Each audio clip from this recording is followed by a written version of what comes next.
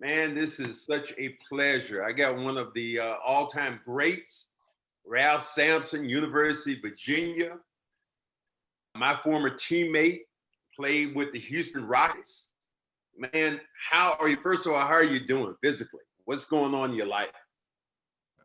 If I follow you all time, great.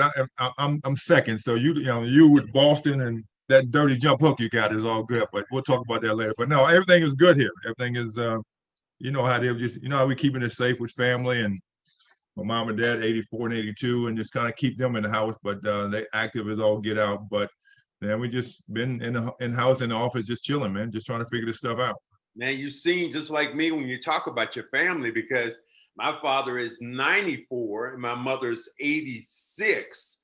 And I'm trying to keep them in, and it's just almost impossible. All right, I mean, that's bad. you go from being like an adult, they go from being adults to almost being like your kids. You're trying to rail them in. Oh, they said kids twice and adults once. So I mean, they hit it. My mom is so active and she gets so moody sometimes when we won't let her out, and then she'll get the car and she'll just ride around somewhere. My dad will take his truck and he end up like a 7-Eleven somewhere. Like, dude, you can't go down there. And he had lung issues and prostate issues. I mean, this thing will take you out. He said, what do you mean? I said, okay, you don't want to die. And he's like, no, I'm good. So you got to shake him up a little bit. But hey, it's tough, man. You know how it is. One thing that I look at, you being in the Virginia area and the Black Lives Matter and Charlottesville, I mean, this is right in your back door. I mean, how did all this stuff make you feel? Well, I mean, here you see, before that thing in Charlotte happened, you could see Confederate flags on the back of people's trucks with their shotguns in the back. I mean, that's just Virginia in the backwoods, right? And then it happened in Charlottesville, you just see it with all the stuff that happened there was kind of crazy. And you just got to be careful these days in this country because something can pop off at any minute. So I think people were trying to gear up for, all the stuff that's happening this year, a couple of years ago. And then, just as it goes and downtown Charlottesville, close to North Virginia, Thomas Jefferson, it just exploded everything that is now Black Lives Matter, that we see now. So not surprising to me, but you definitely got to watch what you do. Stepping back, going into your career as a basketball player, I look at little dots in there. One, Ralph Sampson against Patrick Ewing. That was like do you remember that? Do you remember that game? I do. I actually remember more about the before and after of the game because before that we played Carolina, Duke. We played all the big boys. We're number one in the country, and then we're going to play Patrick. And that was like a week-long event of Sports Illustrated covers to everything. And then the game is from Charlottesville to Washington, D.C., the Cap Center at that time, right? So, it's a snowstorm, a blizzard. So it's a 2-hour drive. It took us 5 hours to get there the night before the game. So we're like, man, we either go get there, we might not get there, et cetera. So we get there, it's cold, it's snowy. The game was, obviously hyped up, but all over the place. And I didn't know all the particulars that I know now about that game. Like Russ Potts, the senator, was involved in putting that game together. Then I didn't know the magnitude of the money that the school got at that point in time, right? Because you just go play. And so now we older, we know that type of stuff would happen. Then we play, we win, then we go into Japan the next morning. Wow. So it was a wild wind trip. We go to Japan. We go through Alaska to Japan. We plan not only Houston, Hakeem Olajuwon, our boy Rodney McCray in Louisville again. We played all them over there in that sequence. So within a 2 or 3 week period of time, we played everybody that was top 10 in the country. And then, as you may recall, that's when we go to Hawaii and we just get a little blip in the schedule. We play Chaminade and get beat by like eight people, 5 players and 3 refs that were cheating. So you know how that goes. But it was a whirlwind of a trip, and the game against Patrick was one of my favorite games I've ever played in college. I remember that so well of just, your life has been so storied. And now to be on I guess, a little bit on the quiet side now. How have you dealt with that? Because, you were, this is Ralph Sampson and, you publicly, it's different now. Can you imagine the media hype that would have been following you now compared to when you were playing during that time? Well, I mean, all that social media stuff. I mean, come on, we wouldn't have been on the phone and texting and tweet. We didn't want anybody to know what we were doing back in that day, right? We didn't, whatever it be. We didn't want to be out in the public like that. But I mean, Sports Illustrated covers were big back then, so that was a piece that if you want Sports Illustrated, that was either the greatest thing ever, or it could kind of stop some people's Hurst, careers, yeah. or whatever. So that was then, and then we didn't have ESPN like we did today. ESPN had just started, the Big East had just started. So I look at some of those things as even guys before we played, how they evolved into the platform, the Juliuses, the Kareems, the Oscars, the Elgin Baylors, all that kind of stuff. Wilts, back then they didn't have it either. If Wilt would have played, Kareem would have played in this era, I mean, it'd been crazy, all the hype they had, right? So it just has evolved. And then, as you know, the money has been like stupid.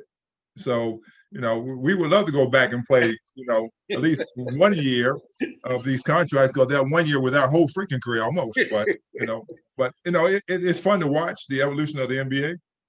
But, me, I would love to play right now because, for the shoot threes, Bill Fitch wouldn't let us shoot threes. We play, you got to get the hole, you got to do this, you got to pass it back out. But the game has evolved, and it's interesting to see how it evolved and see how we can reflect back on it.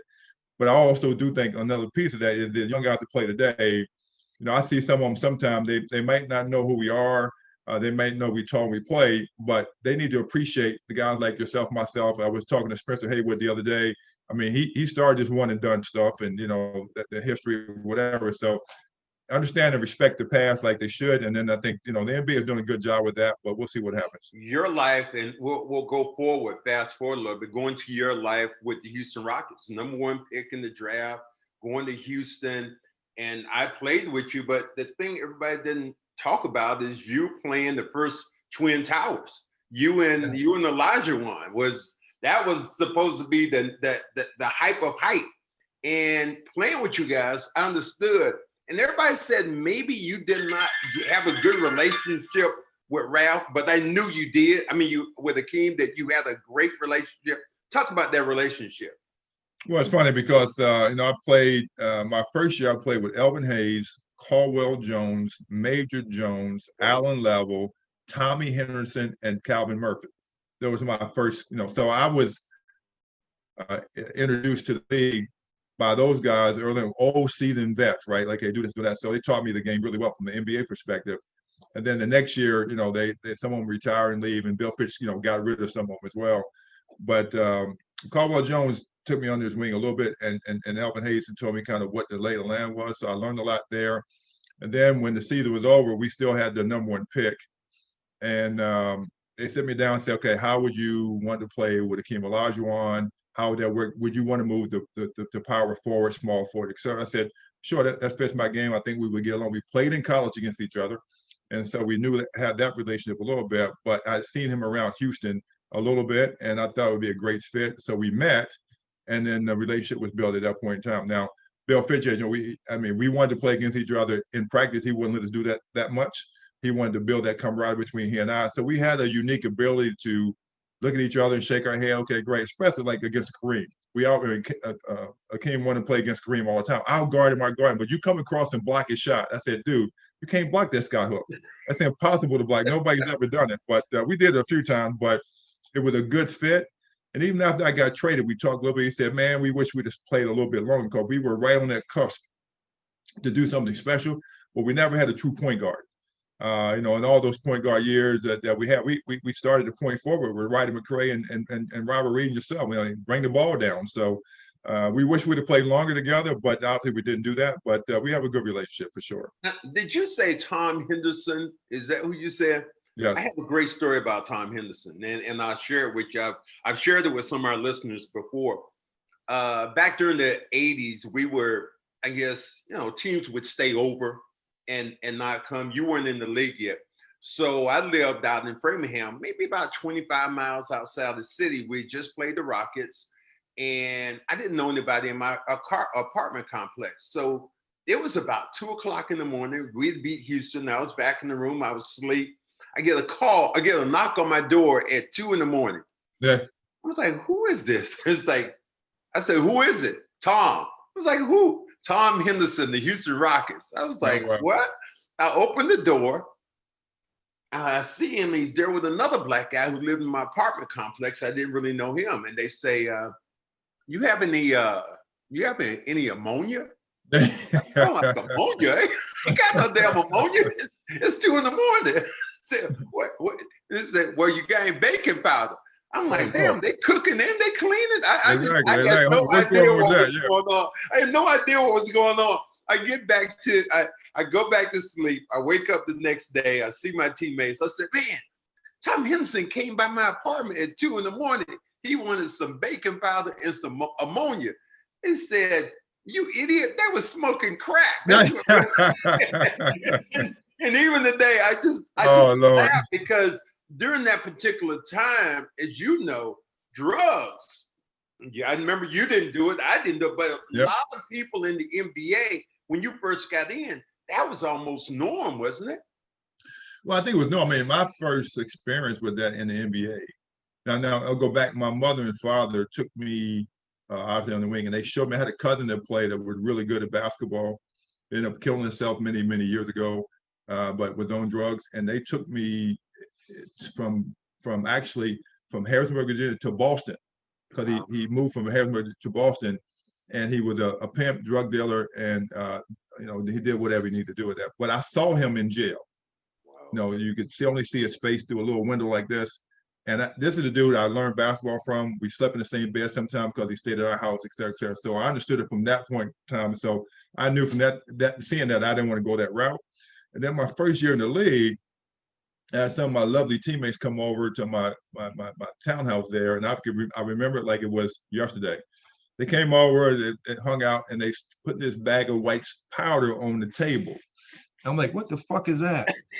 What is this? Whatever. So they did it. I'm like, okay, great. They said, well, you want to do a line? I said, no, I know it. So I had a license to carry when I went to Houston. So I went downstairs. I had a 357. Someone gave it Magnum. I got it. I said, put it on the desk. I took it out and I put it on the table where they laid the cocaine at. I said, dude, if you ever bring that around me again, it's going to be not a pretty sight. They left right there because I need to make that statement that I don't do that. So it was prevalent there, obviously, in a lot of ways, especially, I mean, everybody always said Oakland was a pit. You go to Oakland or whatever, you could go there and you might not come back. So I've seen some experience with some other players there, but it was there. You saw it, you understood it. But I tell people the biggest thing that I've started surprising, Caldwell Jones, actually, again, these older guys taught me this type of stuff as well. But, Caldwell Jones would drink a 6-pack right after the game, It'd be beside your locker, right? It'd be right there beside your locker. And he'd like, Dark Horse was the manager, as you remember. He's like, oh, Dark, make sure my 6-pack is right there beside my locker. Make sure it's cold after I get it. I mean, he drank that before he took a shower, the whole 6-pack. So, they don't have that now in the league, but some things happened back then that was crazy. And drugs was one of those things that you saw, but you didn't want to, you choose to not do it or not do it. And we actually chose not to, obviously. Well, take us through. I'm going to take you back even a little bit. And one of the great shots that we see in NBA history was the Ralph Sampson shot against the Lakers, where, you knock them out of the playoffs. Ball comes into you from the side. How many seconds were on the clock? Like none? And you just like 9/10, like less than either 1 point something or 9/10. I forget what it was, but our boy Rod McCray said it wasn't a shot, it was his pass because he inbounded the pass from out of bounds. But I tell people all the time, I mean, it was a great shot, obviously, in my career. But we had played Denver in a grueling 7-game series with Alex Lena's, Kiki, and all that crew, right? And 7 games. And the 7th game was at their place. Hakeem had fouled out. I had fouled out. Granville Waiters, Craig Elo, Rodney, Robert Reed, the crew won that game for us down the stretch to go to LA. So that nobody remembers that game to some extent. We get to LA 2 days later and they roasted us. They just opened the door, Magic, the boys were throwing, how they fly around, throwing lobs. Okay, great. And they thought they was going to win. So we regrouped. We had a meeting the next day and we said, man, we were tired. You know how it is with the playoffs going in that situation. You're tired, you're frustrated, you try to get it done. And then we won the next game. We won the next game. We go to Houston, win our games there. We're going back to LA. And then we win that game on that shot. And we talked to Magic these days. I said, look, Magic, you won the first game, but we was going to beat you anyway. So if I'd have not made that shot, we're going back to Houston. and we're going to kick your tail when we go to Houston anyway. You already know that. So he said, yeah, you're probably right. But he always just said, well, you motivated us because the next 2 years we won back-to-back. I said, okay, you got back-to-back, so it's good. So it was a good shot, good time in the career. You know how it is. You win in LA, you can, you know the rivalry. You've been there, Boston Lakers. You win on either one of those courts. It's pretty special. I guess now this is the part where I'm going to apologize to you for something which most fans don't even know about. Just a blip on the radar in Boston when you played against the Celtics during that championship, I think in 1986. Ralph Sampson had an incident with Jerry Seastings where he gave him a right cross. I guess it was a right cross. And Ralph came back to Boston. Houston came into Boston. And in the rafters, there's I guess it was like a mannequin with your jersey on, your number, your name, hanging from the rafters. I have to apologize. And I wasn't even there, but just a bad spot in Boston history that people don't even talk about. Could you talk about a little bit about it and how it affected you? Well, let's go back to the incident in Houston. I mean, they were up. It was kind of a close-out game. I said, if you're going to win this thing, in my mind, you're going to win it on your spot. You're not going to win it on home court because that's just my mentality going in. So first quarter, I had like 15 points, 8 rebounds, and I was, rolling a little bit. And, as they would come around, you know how the guard, you sit a pick down and your shooting guard come out, whatever. So I sit a pick down and Danny Ainge come out, run around the pick. He hit me in the nuts. I sit a pick down, come back around. Jerry 16 did the same thing. And God bless it. So DJ, favorite guy, with the play. I mean, they run around. They were just some, guys that would do that to irritate me because I was, then I had Bill Walton guard me. I was like, come on, Bill, you can't guard me. Just sit your ass down. So that kept happening, and I was so hyped up. And it happened down the court. And then one time it happened, I just got frustrated, and then we went to blows, right? And went with the swing. So I look up. My 2 freaking sisters are on the end of the court, come out the stands, and everybody just went. Then they obviously kicked me out of the game, and then we win that game going back to Boston. So I leave that game, and then all of a sudden there was all this hate letters and calls and whatever it may be. So the team said, basically, we got to this out, so we got to have security around you. So I called my 2 weight coaches at Virginia because they were like John Gamble, weight coach, he's at Buffalo right now, but he was like protecting. He was 300 pounds, bodybuilder, weightlifter, and his partner. So we had security around me. So I was on the floor in Boston. So I knew that we had to do something, but they were on one end of the floor and on one room, and the other one's on one side for my room. So if anything went down, I was right beside those security people. And I didn't pay much attention to it. I was trying to play and come back and win, but I knew going in there was something special about me playing in Boston at that point in time because I had this security around me. So we get to the game, obviously, and the thing you're talking about that, resonates as well because we get in the game and you know how the Garden was. It just hyped up and you're ready to play. We trying to get there before the game, before Larry gets the game because he will always try to be the first one on the court. And Rod Reed, we try to beat him on court just to frustrate him. So we did a little bit of that.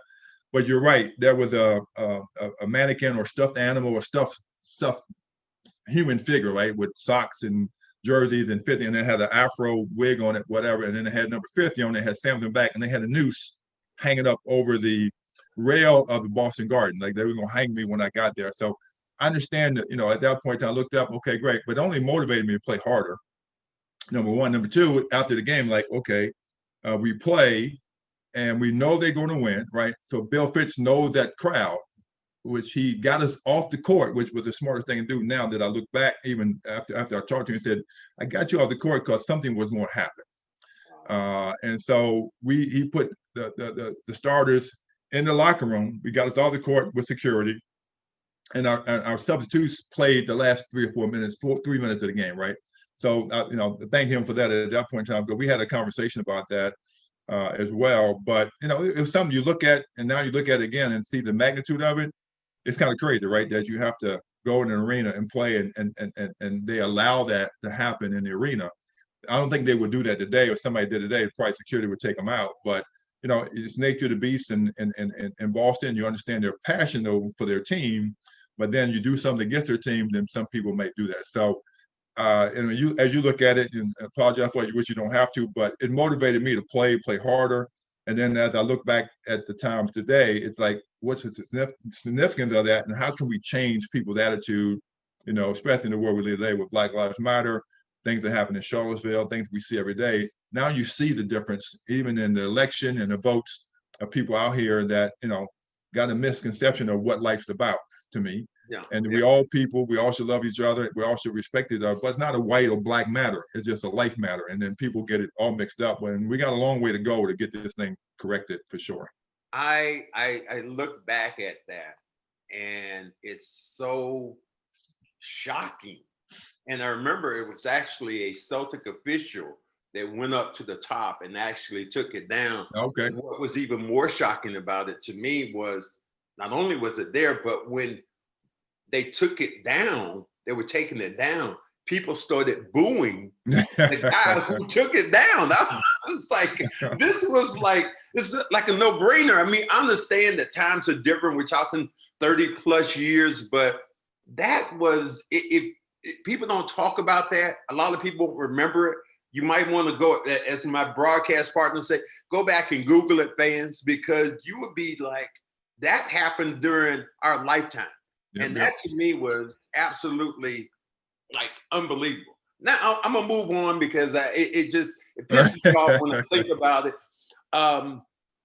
Never enjoyed playing as much in a city as I did when I finally got to Houston with you and playing with Elijah Wan. Man, the city of Houston is a special place.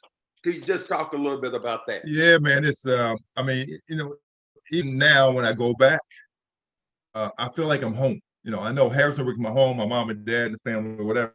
I go there, it's like I don't want to leave. Wow. Because it's a big city, and it's gotten bigger and bigger. But just the people, the fans, the restaurants, just a lifestyle for me is pretty cool. I always look back. I was there in January before the stuff broke out with my son. He was living there at the point in time. I said, man, here's where we live, et cetera, et cetera. But it's a special place. It's, NBA loves the city. They love the sports arenas. The fans are crazy, which is great. But you're welcome in that city. Even today when I go, they remember you. So if you're just there, you can just kind of just fade into the city, but also you can be known in the city as well if you want to, because it's so freaking big. Yeah. When I first got to Houston, I can remember it like it was yesterday. I flew from New York, and it was crazy. I was on one Learjet as the number one pick. Rodney McCray was on the other Learjet. We were side by side flying to Houston, going to Houston to the summit to be introduced to the fans. Right, we get there, 18,000 people in the arena.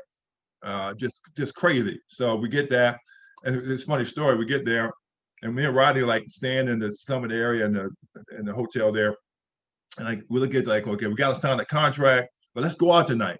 So we're going to celebrate. So we go out to a local restaurant, a local bar, and the first person we see is Alan Level. We didn't know who he was. We didn't know who he was. So we get there, we go, we eat, we hang out, we go to the bar area. So Caldwell, all the guys there, we see Alan Level smoking cigarettes. We're like, me and Roddy what the hell we didn't got ourselves into? When we come in here, our point guard, and Alan says, you come there, I'm the man in Houston. So anything you need, I'm the man. We're like, okay, great. We see him in the corner smoking cigarettes. We look at you like, what the hell? We got a point guard smoking cigarettes. And it was like June. So, so we go back and even talk to Alan about that today. But it was a fun city. It's a special place, obviously being drafted there, number one.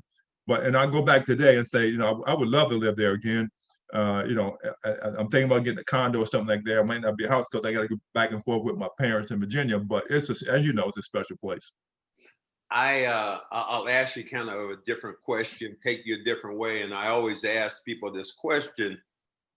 Ralph Sampson, give me your Mount Rushmore of sports. And it doesn't have to be all 5 basketball players, but give me what would be your Mount Rushmore of sports.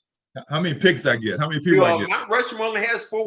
That's what I'm saying. I got to maybe get 5. So you can't have 5. There's only one Mount Rushmore. I got to have a point guard. So Rushmore would be. But you don't have to do it with basketball. I get it. So my number one, Muhammad Ali. Okay. Just the mere fact of all the stuff he went through, and I got to know him a little bit better. He lived in Phoenix when I was coaching there. But over the years, and I would go to Louisville, but number one, Muhammad Ali would be probably my number one that needs to be on Mount Rushmore from that standpoint. And I think he's a very, very special guy in the world of just sports and humanity, so forth and so on. I would then go, from away from the sports world, and Barack Obama, would be somebody I'll put up there, just because of the first ever African American to be the president. But I think we'll see as this continues to go on how much he is worth in this world. So I got to meet him a couple of times here and there, but I think he's very special as well. And if I go back to a basketball player, I always enjoyed Wilt Chamberlain. I got to know him as well, and it's a funny story. So I would see Will in L.A. go play. He hated Kareem. I mean, he just literally hated Kareem with a passion. He would say, "Big fella, I want you to, F him up a little bit." Like, okay. So, and then you would see him, down at Gladstones and on the beach playing volleyball. He could high jump 7 foot, but he'd be at Gladstones in his convertible Rolls Royce with a bikini bathing suit on. I mean, it's 300 pounds, 7'2". Yeah. This crazy guy. And then I would go over to the Coliseum. You go to football games or you go to track meets, whatever. You look up in the Coliseum, and the first time I met him, he'd be up in the top of the Coliseum sunbathing. So just to understand his mentality and able to conversate with him at that level, understand his ability, his mindset, for me was very, very going into the league, because he was one of the baddest boys out there, right? He scored 50 points, get 20 rebounds, had 50 rebound games, and was very dominant and very athletic. So I tell people today, would you take Shaquille O'Neal or would you take Wilt Chamberlain? Wow. Now, that's the debate right there that you had statistically. I mean, I love Shaquille for what he can do in the game, but Wilt was the first big dominant big man of that stature, right? So anyway, I would put Wilt up there as well. And then, just from a lifestyle standpoint, you would just take those 3 picks, and you can put anybody else that you want. You can put from a Michael to LeBron. You put anybody up there from that standpoint.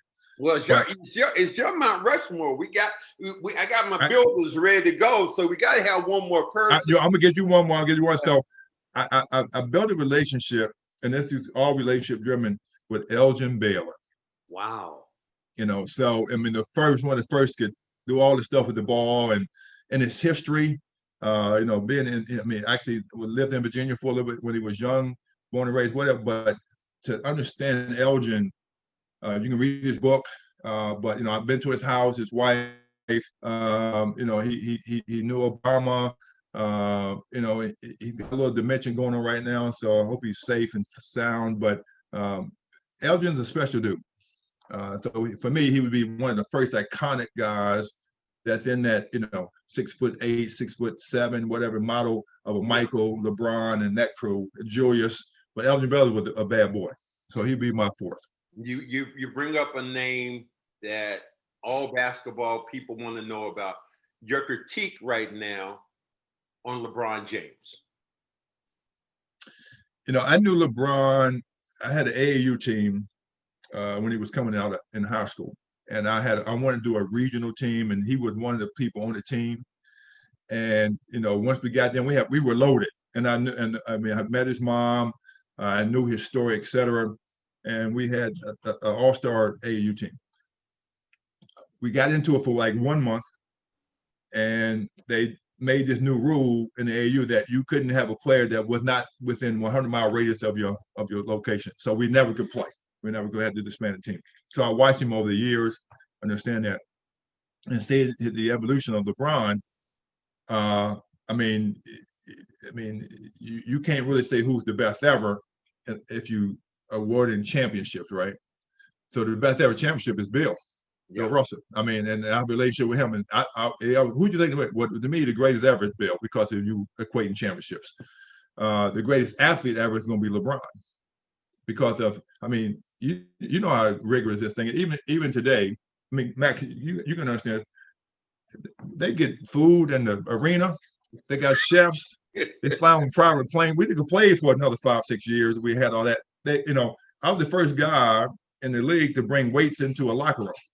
Wow. In Houston, we had one locker room over. We had the weight room there. Yeah. Caldwell Jones majored. I'm like, well, you listen weights for? That's gonna throw your shot off. I'm like, no, man, I've been lifting weights. I had to, build a little bit because I was, soaking wet and 185 pounds. But LeBron's body, mindset, ability to change the game and stay that competitive at now 17, 18 years in the league is amazing to watch.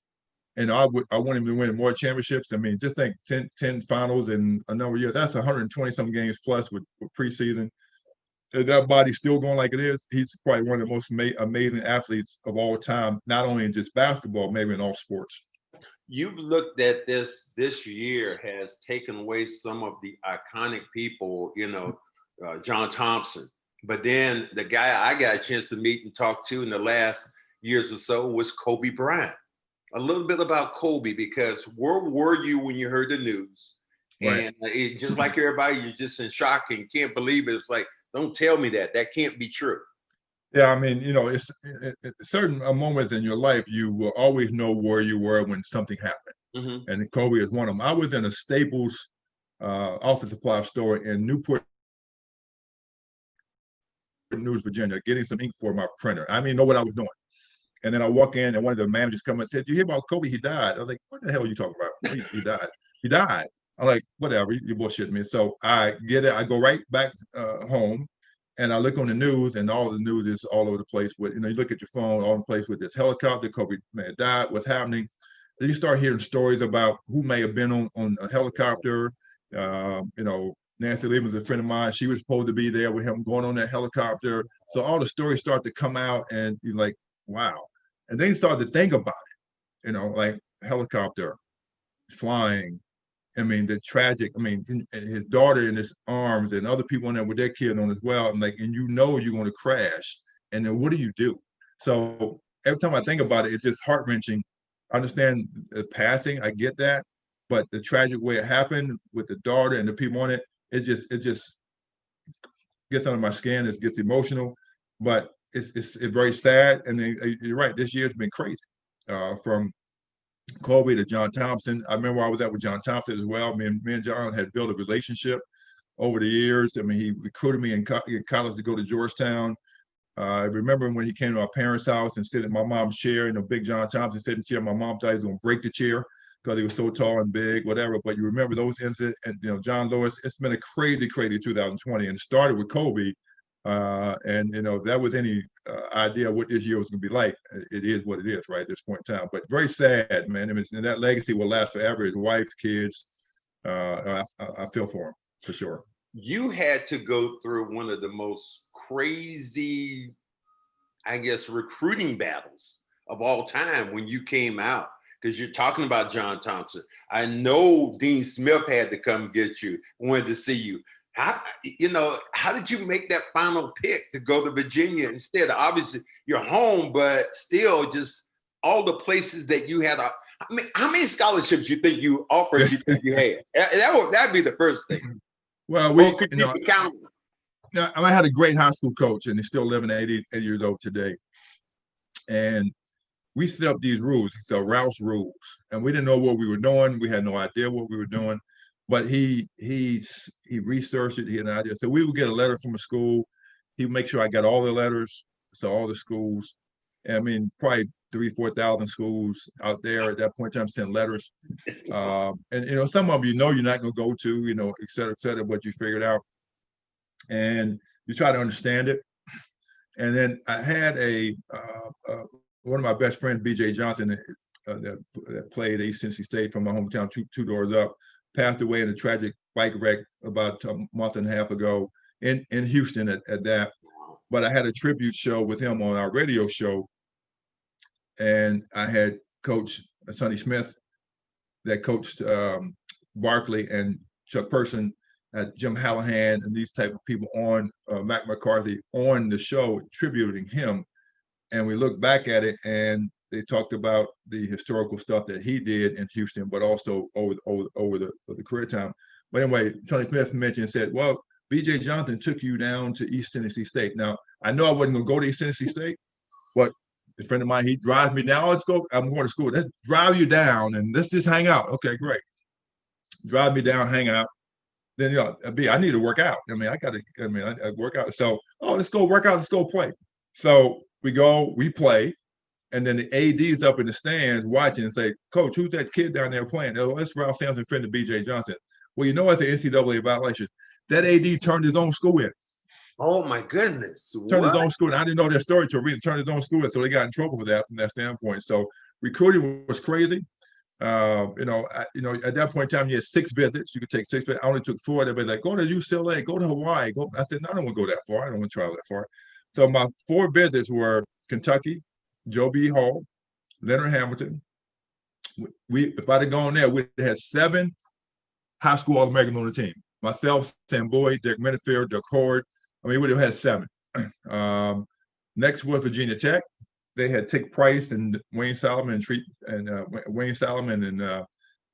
Mike Robinson. They had really good nucleus. Tick Price, but they were all seniors, and they were in the Metro Conference. The only good team was Louisville. The Metro Conference, Virginia Tech was crazy. Go to North Carolina, visit there. I like North Carolina a lot. I had Al Wood was my host, right?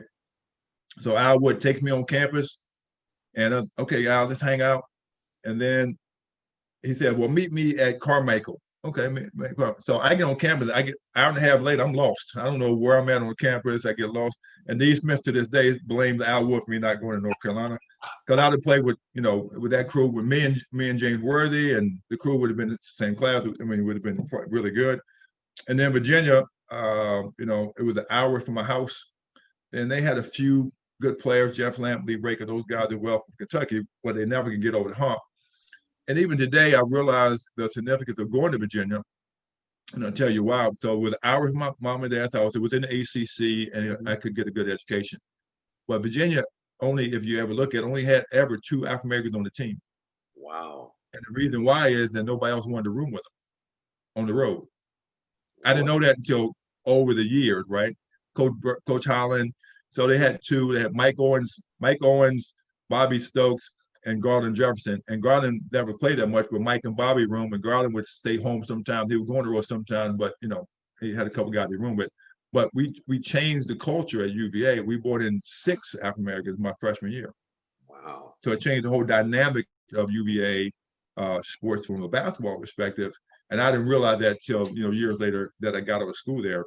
Not that Coach Holland and the crew was racist, but no one ever wanted to go there because of the stigma of Virginia, the basketball. And he tried to change it up in 1976. They won an ACC title, and it was 2 African Americans on that team: Bobby Stokes and Mike Owens, Wally Walker and the crew, whatever. But even today, and I tell you, because that whatever, I look back at it. One of the reasons I actually now live in Charlottesville is come back is because of the stuff that's racially divided in Charlottesville with the school, and also the sports piece. There was something on walked on the lovely Thomas Jefferson lawn a couple weeks ago, and it's in the news that these young ladies are standing up for Black Lives Matter, and they put a piece of paper on their dorm room door. Now, this is where Jefferson lived, and Edgar Allan Poe and all these big people lived back in the day. But they didn't deface the university. They just put a piece of paper and said F UVA, and it said racism and all this kind of stuff. So all the university is up in arms, right? Because of that, they like, oh, we need to get this girl to take it down. All the big money people like, President, you need to go get that down, whatever. So they said that, and guess what? Like 4 or 5 people did it on the same door as well. So going back and understanding where we were, where we've been, what I've been through there now, and understanding it, it's kind of crazy to watch it and see it evolve. And so the significance of UVA to me right now is even more meaningful that I went there, and now is what I'm going to do to help change the culture there in some respect, especially in Charlottesville with R.E. Lee. My favorite, my arch rival school was R.E. Lee High School. So now it's Stanton High School because everybody's changed it. They took down the statue of the R.E. Lee, whatever. So that statue didn't bother me. It's what the statue meant that may bother me, right? You can leave the statue up all you want. Ain't nothing gonna happen to that statue but some pigeon shit and bird shit on it. So it's all good. And so, they'll make a difference that way. But you do things for a reason. You know what I'm talking about. You're in Boston doing what you do, and you got this great podcast and show.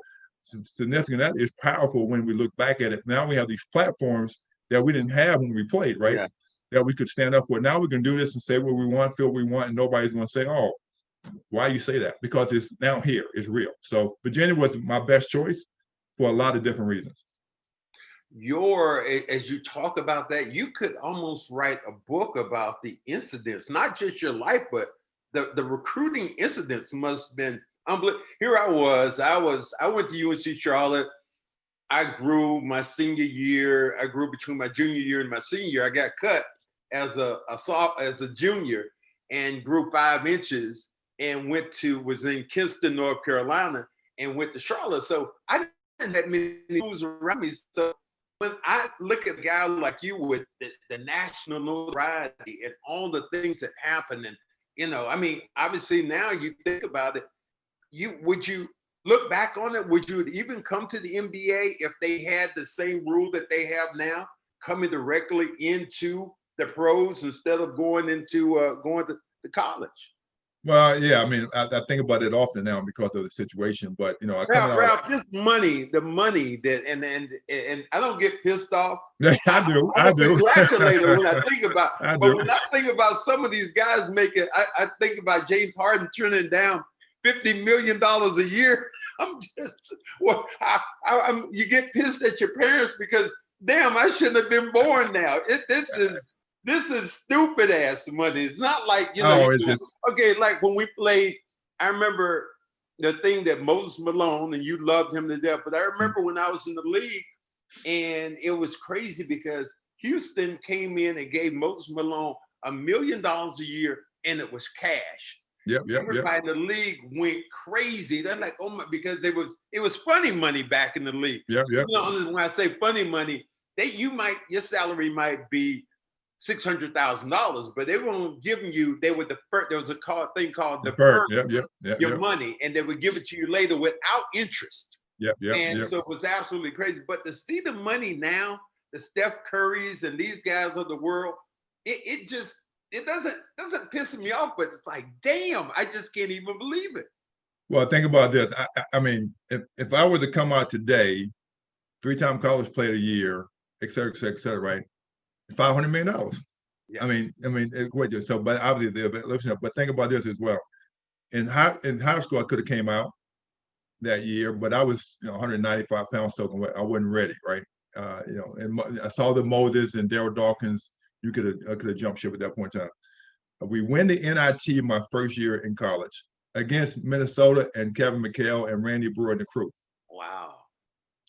Your guy out there, Red Auerbach, came to our parents' house. I have pictures of whatever with $1 million in a briefcase. Dude, wait a minute. Before you go on with that story, let me tell you how good this story was. You talk about this $1 million you were getting, and Red Auerbach came there to your house. He wanted me to come with him to your house to give you the money. I'm like, I'm not going to that fucker's house giving him no money. You ain't giving me that much money. So I was going to get to that part of the story. So that's really wow. I didn't know that, but so you know the story. It's kind of crazy, right? So we definitely have to write that book now. We were drafting. What draft we were? Was that when we took Larry, or we have the number? No, they took Kevin McHale. Kevin McHale, and they talked to us. They wanted me and Larry to go down to Virginia and tell you to come out that year so we could take you. And I was like, really? And you really want that? And so maybe I would have came if you came out and came out. So we'll blame you. But tell us a little bit about that story, because that's interesting. So they came down. He and I think it was Mr. Fitzgerald that owned the team, I think, at that point in time, or something like that. And they knocked on the door. We have a picture of him going in the door and all that kind of stuff. We had the briefcase. And he said, basically, you come play for the mighty Boston Celtics and open the briefcase. Here's $1 million. You'll never be able to get this again in life if you don't come out to go to school now. Come out and play with us now. Wow. So I was only in my freshman year, and I was still developing my body with development. I said, and I think Chief was there. Robert was probably there already. Yeah. So I'm like, my mom. I said, my mom, are you financially we okay? I mean, $1 million on a dining room table. Like, okay, great. My mom said, we worked this far, and we'll continue to work no matter what. So it's your decision. So I felt I wasn't quite really, my body wasn't really ready for the NBA.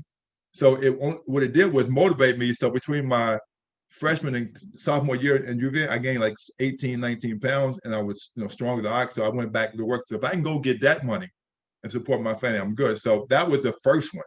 So think about Kevin wouldn't have gone to the Celtics. Yeah. And the number one of their pick. The next year, I had the chance to come out again, and Worthy wouldn't have gone to the Lakers. The next year, Detroit, Isaiah wouldn't have gone to Detroit. So we had known each other from all the high school pickup games and all-star games. And James, you coming out? Ralph, you coming out? They're like, are you coming? I said, I don't know I'm coming out now. Because I waited till the last minute. But it was coin flip. So Lakers or Indiana. Hell, I don't want to go to Indiana. I'd rather go to Lakers, but there was no guarantee. If I know what I know now, I'd have came on after my second year. Worthy wouldn't have gone to the Lakers. I'd have gone to the Lakers because the politics in the league, I tell people, how did Patrick Ewing go to New York? Come on. That's not supposed to be, right? But he goes New York because it fit the league. So where would I fit the league at that point in time in the markets that we know? Not saying that it's fixed, but guess what? Come on. Let's be real. I'd have came out then and Worthy wouldn't have gone there. It'd been me and Kareem, and it'd been a whole different ball playing with Magic. It'd have been great. And I played an all-star game with Magic and won an MVP. And I said, damn, I wish I'd have gone that way. He said, I wish you'd come out too. But it's Houston fit. Things happen for a reason. But I had that chance to come out every year, and from a freshman, which I wasn't ready, to Boston with Red Auerbach. That's a great story. To the Lakers or Indiana or to Detroit and Cleveland or somebody like Detroit or Cleveland. I don't want to go there. So let me go back and get this degree and see if I can win a national title at that point in time. That was my mindset. I was on schedule to graduate, and then I had a great nucleus of guys around me that I could play with to potentially win a national title. So that's one of the reasons I went back. There's things about it, and we're almost through, but there are things about college that I'm like you that I loved. I mean, I didn't. Because you're a big man on campus, you're a national whatever. Yep. It was, I guess, it was your oyster. It was everything that you would want. You were able. What I loved about your situation, you were able to dictate and pick and choose what you wanted to do for your family, and you didn't get the sellout or the $1 million that Red Auerbach bought you, and listen to this stuff. But that must have been tough for a young man to see $1 million cash on the table, and you're going. It's something you'll never forget. I mean, like, okay, it's $1 million, but I mean, I'll equate that, but it's something you like. Okay, wow. And then I wanted to touch it because you know how you put the $100 on the first stack. Maybe it was some fake paper underneath of it. I don't know, but like, okay, can I just touch it? Whatever. But I didn't. But I remember it for the rest of my life. Obviously, my parents will remember it as well. But it was something to see because, as you said earlier, $1 million back then was huge. Compared whatever. But you look at the evolution of it now, I mean, like I said, James Harden, 50 million. So 50 of those briefcases on one table. Ooh. I mean, the magnitude of it. So where is all that money coming from? So I've done some things and trying to actually had a group to purchase a couple of teams, try to get that done as well. And it's a funny story. Minnesota Timberwolves came up and I tried to put a group together to do that. And the guys I had, the group that then came back after me and said, well, we want you to participate. And but we don't want you to be involved in a team as far as in the front office, but we just want you to have an equity percentage and be the minority and come to the games and do this. Whoa. I'm like, dude, come on. I mean, I think I know the game a little bit. I have a passion for it, but you don't want me to educate these young guys coming in to understand the game and what it's all about. So it's it's still some of that stuff there in this league. So I like where I'm at right now to be in a position to be able to do that. I think UV helped me do that education-wise and also historical-wise. And all stuff you're talking about, we're talking about now, is that how we can have an impact on our society, especially our young guys, because Harden them don't know. I mean, they can't compute $50 million. Yeah. So I got 50, but I'm paying how much in taxes? And I'm paying in every state. There's a state tax. I mean, you know how we got. I'm still getting letters. Except in Houston. Except in Houston. Except in Texas. No state. Well, that was a huge deal for me when I went from Houston to Golden State. I'm like, shit. Taxes in when California was crazy, but they don't understand that at the magnitude of it. With players today, and then understand it. I mean, make a lot of money. Don't get me wrong, but if they can keep all that, it'd be great. I mean, that's why. As you know, some people fall on hard times when in this league after you make that money, and then you mentioned life after basketball. It's a hard fall to the normal life, as we all know. But it was fun to watch these guys make that money as well and see it. I mean, you know what, hundreds of millions of dollars for one player. I mean, they should reach back and say, hey, give us a couple $100,000, just for paving the way for them. They should pay us for that. The last question I'll ask you is very much like we had, and I talk about it. different the lifestyle, the different everything you came in the league. When you start to talk about, I remember of them telling me, no, don't lift weights. We don't want you stronger. Now you look at the weightlifting, look at the arenas, look at the planes. They're independently. I played in the championship game in 1981 in Houston, where I was the finals MVP. We're flying back. We can't even fly straight back to Boston. We have to fly on a plane, Delta Airlines, through Atlanta to come back to Boston. Just the difference in how this league is. And it just seems like it's just such a different era, a different life than it was when you and I played. We had the experience. We thought we were making a ton of money. But we looked at it going, we might as well be at the circus because it wasn't nothing but peanuts. Hey, with no shells on them. I mean, you had to, the shell and give it up. But I mean, you understand what you're saying. So, and it was like you 3 games in a row, 3 nights. You didn't play 2 nights. I mean, there wasn't no I gotta rest and and I gotta take a day off and all that. That was unheard of, right? Workload. I mean, I had cuts over my eyes one time, and Bill Fitch said, "Oh, we could just put some goggles on you, stitches, cuts, messed up hand and finger. You played, no matter what." And now we got workload and can't play, and now we got massages, masseuse, get your nails done, get your feet done. Chefs in arenas, private planes that can take you to and from one stop, making hundreds of millions of dollars. I tell you, I mean. Can you imagine the team Houston Rockets with $2.2 billion? I mean, come on. And Les Alexander, Charlie Thomas bought it for $85 million. Wow. I mean, when it was, so the evolution of it, and then Les bought it, and then he's making all that money. But and then we don't get any of that, right?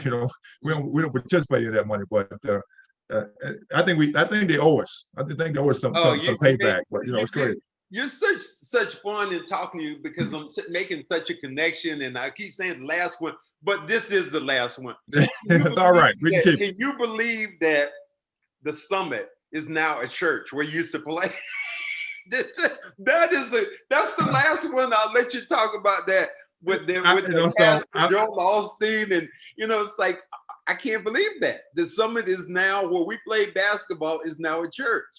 I went back there for Elizabeth Long funeral, and it was in the Summit. And I walk in and you walk into the arena and you can tell it's where we played, but it's a church. I'm like, come on, all the stuff that happened in that building, that's a church. But you go, I can't even find the locker room anymore because all that stuff is different. And I'm like, okay, great. And I tried to find so they changed it up. That wasn't a bad arena though. It was a good arena. Yeah, compared. They had a couple of skyboxes and all that kind of stuff. Well, what wasn't a bad arena compared to the Toyota Center there? I understand the magnitude of it, but no, I can't believe it's the church. I guess they repurposed it, but it's a special place for us because we played there. Yeah. My first NBA games were there. Whatever. It's like, why you make this a church? Why can't you just leave it a basketball arena? Why it got to be a church? But Joel Osteen has done an amazing job down there as well. So I commend him what he does. I've met him a couple of times, but it's definitely different to go see. Definitely different for me. For dude, sure. Thank you very much for being on my podcast. It was a pleasure. And one day, if you ever need me to be on your show or anything, just give me a call because it was. Yeah, we'll hook it up. We'll get out there and make it happen. This was fun. This was history. And I even learned that, you even learned that I was supposed to be there to bring you $1 million. I think, you should have came. I would have played with you earlier on. It's been fun. All right, dude, take it easy. All right, man. Y'all be good. Appreciate it. All right, bye-bye. All right.